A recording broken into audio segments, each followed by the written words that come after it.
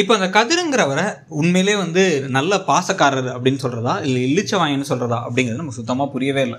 ஏன் அப்படின்னு பார்த்தீங்கன்னா, இப்போ சரவணனுக்கு ஒரு பெரிய பிரச்சனை. சரவணனுடைய மனைவி பார்க்க தெரியாமல் படிக்க தெரியாமல் 25,000 ரூபா ஹோட்டலை 5,000 ரூபான்னு முடிவு பண்ணி புக் பண்ணிட்டாங்க. சரி, ஓகே, இந்த குடும்பத்தை யாருக்காவது கூறு அறிவு இதெல்லாம் இருந்துச்சு அப்படின்னா 3 நாள் தங்கறதுக்கு இடமும் கொடுத்து சோறும் போட்டு வெறும் 5,000 மட்டும் யாராச்சும் வாங்குவாங்களா?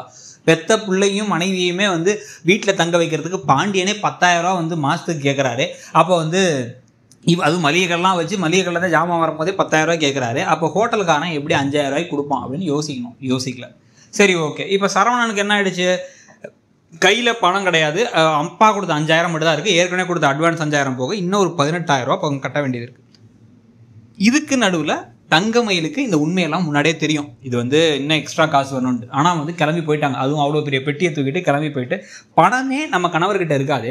நம்ம கணவர் என்ன பண்ணுவார்னா பணத்தெல்லாம் எப்பயுமே கொடுத்து வச்சிருப்பாரு அப்படிங்கிறதெல்லாம் யோசிக்கவே இல்லை. இப்போ நேராக உள்ளார போனோன்னா பார்த்தீங்க அப்படின்னா, அவங்க அட்வான்ஸ் காசு மட்டும் தான் கொடுத்துறீங்க, மொத்த அமௌண்ட் கொடுத்தா உள்ள தங்கலாம், இல்லைன்னா தங்க முடியாது, வெளில போங்கடா அப்படின்ட்டாங்க. இப்போ அந்த ஹோட்டலோட லானில் உட்காந்துட்டு இப்போ அப்படியே தேம்பி அழறாங்க தங்கமயில். எனக்கு தெரியாது, நீலிக்கண்ணீர் வடிக்குதுங்குவாங்கல்ல, அந்த மாதிரி எல்லாமே உங்களுக்கு தெரியும். அப்புறம் தான் நாடகம் அப்படின்னு நடிச்சுக்கிட்டு இருக்கும் போதே இந்த பக்கம் இவர் என்ன பண்ணுறாரு? அவங்க அப்பாவுக்கு கால் பண்ணாமல் தம்பிக்கு கால் பண்ணுறாரு. எப்படி தம்பிக்கு கால் பண்ணுறாருங்கிறது தான் என்னோட முக்கியமான கேள்வி. அதாவது நிஜமாக பசங்க தனக்கிட்ட இருக்க அளவுக்கு காசு கூட தம்பிங்கள்கிட்ட இருக்காதுன்னு தெரியும். ஒரு தம்பி சைக்கிள் ஓட்டி டெலிவரி பண்ணுறாரு, இன்னொரு தம்பி அப்பா கிட்ட இருக்க வேலை செஞ்சுக்கிட்டு இருக்காரு. இவங்க 2 பேர் கையிலையும் காசு இருக்கிறதே கஷ்டம். இவங்க 2 பேரும் கால் பண்ணி இப்படி பிரச்சனை ஆகிடுச்சு, பணத்தை இப்படியே ஏற்பாடு பண்ண அப்படின்னா அவங்க கடைசியில் கழுத்தை போட்டுருக்க செயினை தான் அடகு வைக்கணும்.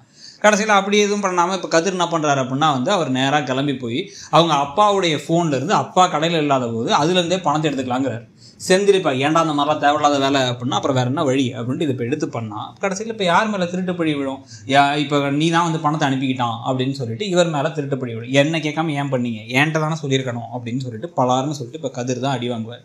இல்லை அவர் இன்னும் கொடுமை அப்படின்னா கதிர் தான் பணத்தை எடுத்துக்கிட்டாரு, சரவணன்ற கொடுத்ததே சொல்லாமல் இருந்து தங்கமயில காப்பாற்றுறேன் பேர் வழின்னு கதிர் இன்னும் ரொம்ப நல்லவராக இருக்கவும் வாய்ப்பு இருக்குது. தான் அக்கௌண்ட்டுக்கு பணம் அனுப்பிட்டு தான் அங்கேருந்து அவங்க அண்ணனுக்கு அனுப்பிட்டு இல்லை எனக்கு ஒரு பணம் தேவை இருந்துச்சு அவன் ஃபோனில் எடுத்துக்கிட்டேன் அப்படின்னு சொல்ல, மனுஷனடா நீன்னு ஒரு காரி துப்பி வெள்ளப்போடா அயோக்கிய ராஸ்கள்னு திருப்பி இவரை பார்த்து சொல்கிற காட்சியும் நடக்க போகுது.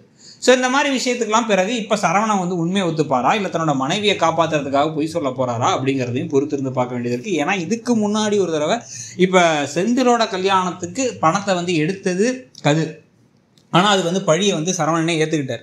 இப்போ என்ன நடக்க போகுது அதே மாதிரி அப்படிங்கிறத பொறுத்திருந்து பார்க்கணும். ஸோ நீங்கள் என்ன நினைக்கிறீங்க? அந்த கதை போகிற போக்கு ப்ளஸ் நடக்கிற விஷயங்கள்லாம் பார்த்தா என்ன தோணுது?